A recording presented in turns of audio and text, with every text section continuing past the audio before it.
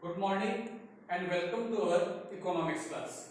In today's class we study about how we can determine foreign exchange rate with the managed floating exchange rate system. There are three methods for the determination of foreign exchange rate. These are fixed exchange rate system, flexible foreign exchange rate system, and third is managed floating exchange rate system.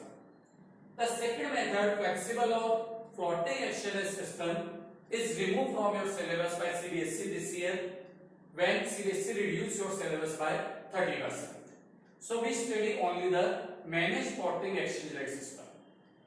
Under this exchange rate system, foreign exchange rate is determined by the market forces of demand and supply, but is controlled and managed by the Central Monetary Authority of the country, just like RBI in our country. So according to managed floating, I repeat again, it's a system where foreign exchange rate is determined by the market forces of demand and supply, and it's controlled and regulated by the Central Monetary Authority, or generally it is the Reserve Bank of the country. Generally it is the Central Bank of the country. It refers to a system in which foreign exchange rate is determined by market forces and central bank influence the exchange rate by intervention in the foreign exchange market. मतलब कैसे decide हो रहा है? Demand और supply से. Foreign exchange की क्या demand है, उसकी क्या सप्लाई है, उसके according foreign exchange rate decide हो रहा है. पर इसको कंट्रोल, मैनेज और ऑपरेट नहीं बोल सकते, कंट्रोल मैनेज करने का काम कौन कर रहा है? कंट्री का सेंट्रल बैंक, जैसे कि इंडिया के अंदर आरबीआई. अगर फॉरेन एक्सचेंज रेट में ज्यादा चेंजेस होने लग जाते हैं, फ्लक्चुएशन बड़े आने लग जाते हैं, तो उसको आरबीआई कंट्रोलिंग कवर करेगा. It is a hybrid of a fixed exchange rate and flexible exchange rate system. मतलब एक तरह से फिक्स्ड एक्सचेंज रेट और फ्लेक्सिबल एक्सचेंज रेट दोनों का मिक्सचर है, दोनों से मिलकर बना है. In this system central bank intervene in the foreign exchange market to restrict the fluctuation in the exchange rate with certain limits. The aim is to keep exchange rate close to desired target values. जो एक particular target होता है, अगर fluctuation से foreign exchange rate से कम या ज्यादा होती है, तब उस कंट्री का सेंट्रल बैंक, जैसे कि इंडिया में आरबीआई है, उसको कंट्रोल और मैनेज करने का काम करता है.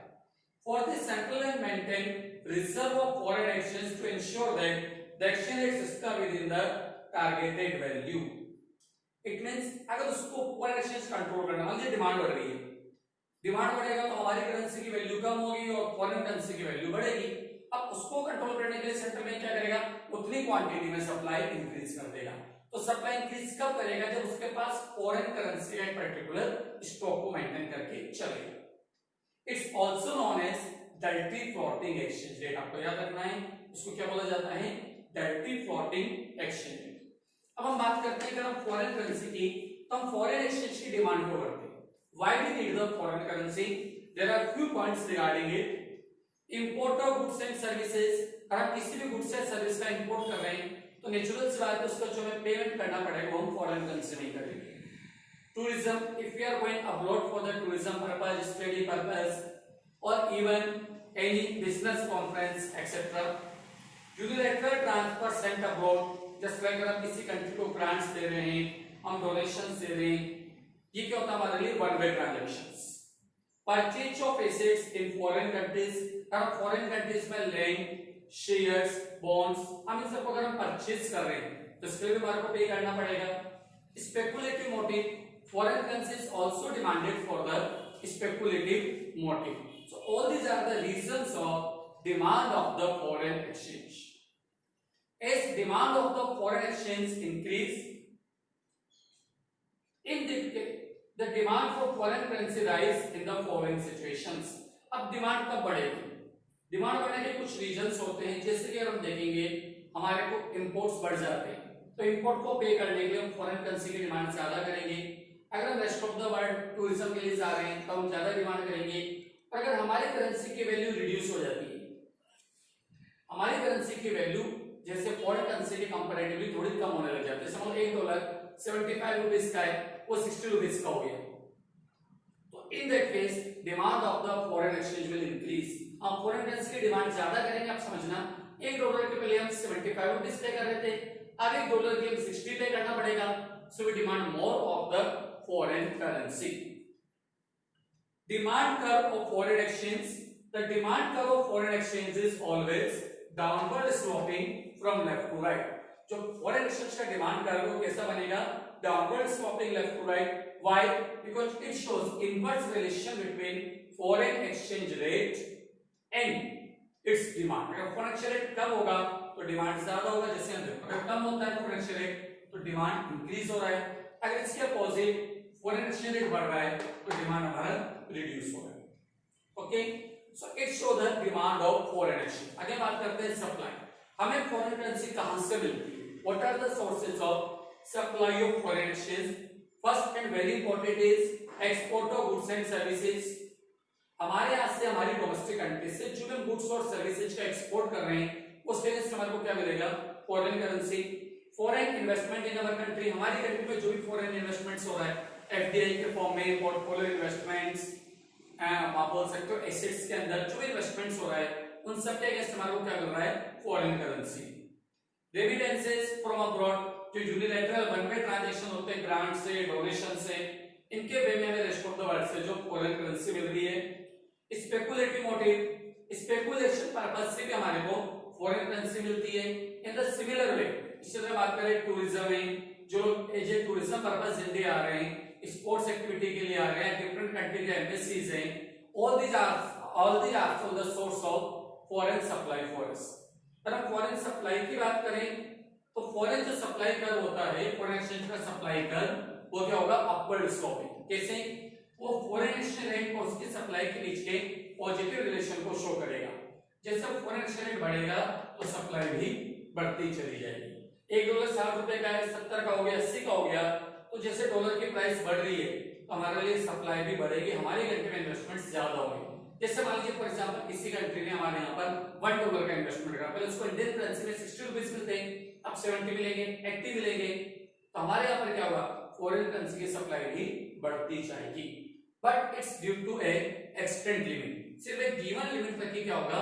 फॉरेन करेंसी की जो सप्लाई है वो हमारे लिए बढ़ेगी. तो थोड़ा सा हमने डिस्कस किया है तो मैनेज फ्लोटिंग एक्सचेंज रेट क्या होता है, हम इसकी डिमांड क्यों करते हैं, सप्लाई क्यों करते हैं. हमारे जो डिमांड है तो डिमांड कर्व क्या होता है? Downward sloping. सप्लाई कर्व क्या होता है? Upward sloping. Now we see how we can determine foreign exchange rate. हम फॉरेन एक्सचेंज रेट को कैसे डिटरमाइन करेंगे? We can determine it with the help of its demand and supply. At the point where demand of foreign currency and supply of foreign exchange are equal, it is the equilibrium rate of exchange. जैसे यहाँ पर आप देखेंगे dt demand curve है और SS supply curve है, they intersect each other at E point. At this E point foreign exchange rate is OR and its equilibrium quantity is OQ. So how we can determine it? We can determine it by the market forces of demand and supply of foreign exchange. हम थोड़ा देर के लिए अगर मान लेते हैं foreign exchange rate हमारा increase हो गया और इंक्रीज होकर क्या हो गया? OR1. अब इस OR1 पर फॉरेन अगर एक्सचेंज की हम बात करें तो R1 एक तो डिमांड है और R1 भी क्या है? सप्लाई है. So it shows excess supply in the economy. क्या शो कर रहा है ये? Excess supply of foreign exchange. अगर सप्लाई ज्यादा है, डिमांड कम है, हमारे यहाँ पर करेंसी ज्यादा आ रही है बाहर से, रेस्ट ऑफ द वर्ल्ड से, और ये डिमांड कम हो रही है, तो उसका इम्पैक्ट क्या होगा? फॉरेन एक्सचेंज रेट हमारा रिड्यूस होगा and again we reach the equilibrium point. तो शॉर्ट टर्म में पॉसिबल है कि अगर फॉरेन एक्सचेंज रेट इंक्रीज हो जाता है तो इकोनॉमी के अंदर वो एक्सेस सप्लाई की कंडीशंस क्रिएट करेगा और एक्सेस सप्लाई की वजह से लॉन्ग टर्म में we again reach the equilibrium point. अगर हम इसके अपोजिट थोड़ी देर के लिए मान लीजिए कि फॉरेन एक्सचेंज रेट हमारा रिड्यूस हो जाता है, OR2 हो गया. In this situation, demand of the foreign currency will increase. Earlier it was RE, now it's R2D. While supply will reduce, earlier its supply is RE, now R2C. So CD is the excess demand. CD क्या हो गया हमारे लिए? Excess demand. और इस excess demand की वजह से क्या होगा? जो हमारा फॉरेन एक्सचेंज रेट है वापस वो इंक्रीज होगा and we reach the equilibrium point where demand and supply of foreign exchange rate is equal.